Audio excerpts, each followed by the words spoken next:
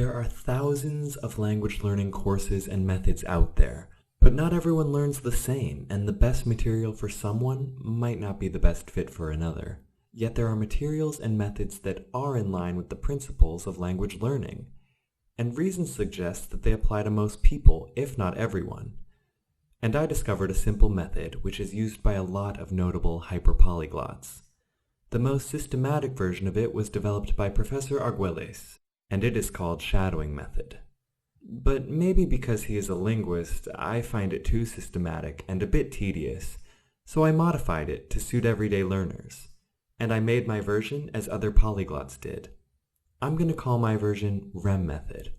I have used this many times in my learning journey, and since it is the most used method in the polyglot community, you can find many people who have been successful using similar versions of it. So let's get to it. The method consists of one preparation part called exposure, and then three main parts called shadowing, analyzing, and double listening. And as the last part, script directs to make what you learned stick to your mind. Now I'm going to explain the stages step by step. Exposure. In the first several days you start learning a new language, listen a lot. Get exposed to the language as much as you can. Think of it as a preparation stage or warming up to the new language, and don't let it be passive listening. Really engage in listening. Try to hear the sounds, the melody of the language. Every language has its own melody, and to be able to speak naturally and understand others, recognizing the melody is essential. In this stage, while listening and getting exposure to the language, you need to ask yourself, are there new sounds that you are not familiar with? Each language has a few sounds we are not familiar with, so learn to hear them, recognize when you hear them, and then learn to pronounce them. You can find thousands of videos on YouTube about pronunciation in every language, and learning pronunciation is not hard. It's about training your face muscles, your mouth, and your tongue. But it can take a little time because you are basically training a muscle, so be patient. I believe most people are very talented at this, at being able to imitate natives and at producing the sounds very well. They just don't know it yet. What you need for exposure. Films, TV shows, any audiobooks and songs. I would say get exposed to the language for at least 7 hours at this stage. For example, watch 3 movies and listen to all the audiobooks you have. From my experiences, 7 hours is more or less enough time to start recognizing the melody of the language. Before proceeding to the main shadowing step, make sure you expose yourself to at least 7 hours of material in your target language. It may seem trivial, but it is essential, so I wouldn't recommend you skip this part. Shadowing.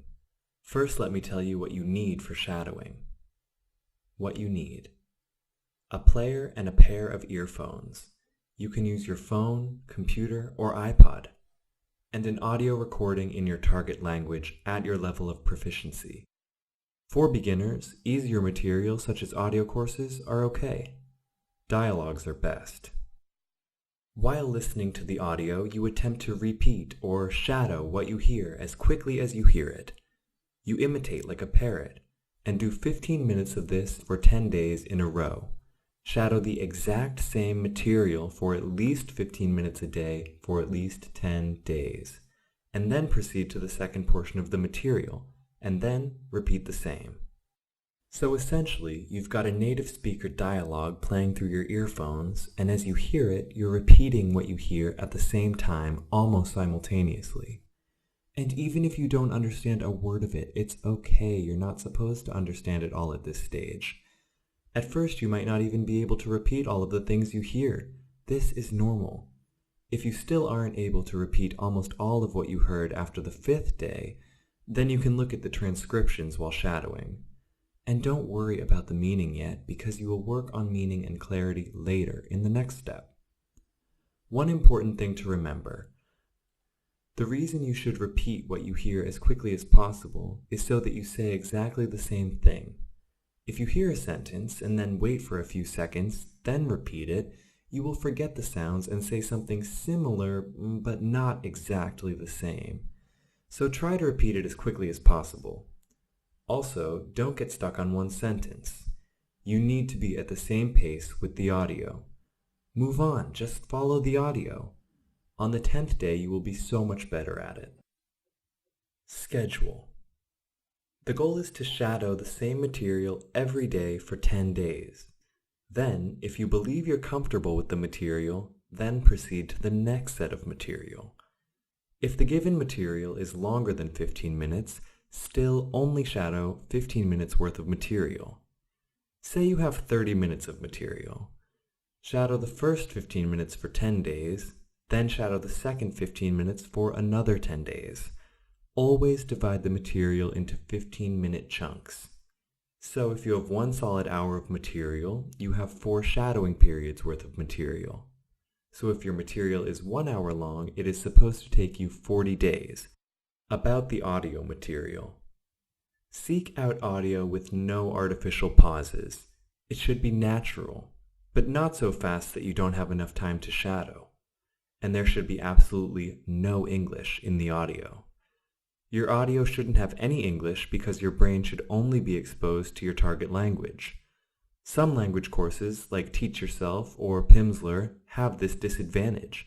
You get to hear English constantly and have explanations you can understand. Say you're going to learn Spanish. To be able to apply this method, you need to edit those recordings in order to have only Spanish material. I'm going to tell you about the courses you can use with this method or how you can edit others to make it suitable. Benefits of shadowing. It's basically learning another language in a way that's similar to how you learned your first language, by repeating sounds exactly as you hear them. It's a great way to master colloquial speech, accent, and intonation as well. Shadowing is a very useful tool for increasing your fluency and understanding, as well as your pronunciation. Speaking exercise. Shadowing makes you practice speaking by mimicking a native speaker as quickly as you possibly can, and this helps make the neural connections in your brain produce those words and sentences quickly and accurately without having to think about it. And this makes you speak fluently. You'll see after shadowing for a couple months, you'll notice that you can automatically speak without having to think about it. You'll see that you unconsciously acquired the language. The people who tried shadowing for the first time after a month were surprised that they learned the material they used without noticing that they were learning. And the most surprising, the words will come to you quite fast when needed. Translation mentality. Shadowing helps you overcome the tendency to translate back and forth between your native and target languages before responding. This tendency slows you down and inhibits fluency. The reason you don't worry about the meaning yet is this. You are going to focus on the meaning in the next step of the method. Pronunciation. Shadowing also helps develop the muscle memory in the physical parts of the brain that are responsible for the production of those sounds. In your target language, there might be some sounds your tongue isn't used to producing, and shadowing will force your brain to produce those sounds. And it is quite effective. It works as a corrective device since you try to repeat it simultaneously. Do the shadowing, and even in the first 10 days, you'll see how effective it is. You'll be impressed. But the real outcome should be very clear after about 2 months of shadowing. To sum it up, shadowing is repeating a portion of a native speaker dialogue word for word and almost simultaneously. In the next step, you are going to learn how you can use the target and English transcriptions of the dialogue for reference. Analyzing. Learning a language is observing, simply noticing what words mean what and how the words are used together to produce different meanings. In this stage, you analyze what you shadowed. Analyzing part of the method is also extremely important. It is a main part of REM method. What you need. Transcript. In other words, a written version of the audio material and translation of the audio material you used for shadowing. It should have both your target language and translation in English. If it doesn't have English translations, you can still analyze it using a dictionary. Even if you have it in English, I still recommend that you use an online dictionary for clarity. You compare your target language with your native language. You analyze the material you used for shadowing. You try to deconstruct grammar, sentence structures, and words. Try to notice similarities, differences, patterns. See what words mean what. Do this every day, sometime after you have done your 15 minutes of shadowing for the day. Cut the shadowing material in parts and analyze it every day for 20 to 25 minutes. Unlike shadowing, analyze the same part just once and quickly review it the next day. Now let me show you how to analyze, what to look for in two languages, in Spanish and in French. Let's start with Spanish. La ropa es roja. El libro es rojo. The clothes are red. The book is red. In this example, you can see that Spanish and English have the same word order, but in Spanish there are genders. That's why there is la before the noun ropa and el before the noun libro. And the color red is normally rojo, but since ropa is a feminine noun, the color red, rojo, agrees with the feminine noun and becomes roja. And this shows that in Spanish, adjectives have to agree with the noun they modify. Es la ropa de Juan, no lo tires. It is John's clothes, don't throw it away. When we compare both sentences, we see that es, by itself, expresses it is. And you can't just put the letter s at the end of the noun for possession. In Spanish, you have to use clothes of Juan structure. And in the second example, sentence structure is a little different than English. It is like, not it throw away. And lo translates as it, the object. Está muy bien, pero me está demasiado corta. This is very good, but it is too short for me. To say it is, we learned that you only say es in the prior example. But in this example, it is comes across as a different word, está. Well, it's because there are two different ways of saying it is in Spanish, and you will start to learn when to use which one after seeing a lot of it. And I look at the other words in the online dictionary, and I see muy means very, and demasiado means too. And to say for me, they say me at the beginning of the sentence, which is me. Me está demasiado corta, but it is too short for me, and this is different than English. Le damos la ropa a él. We give him the clothes.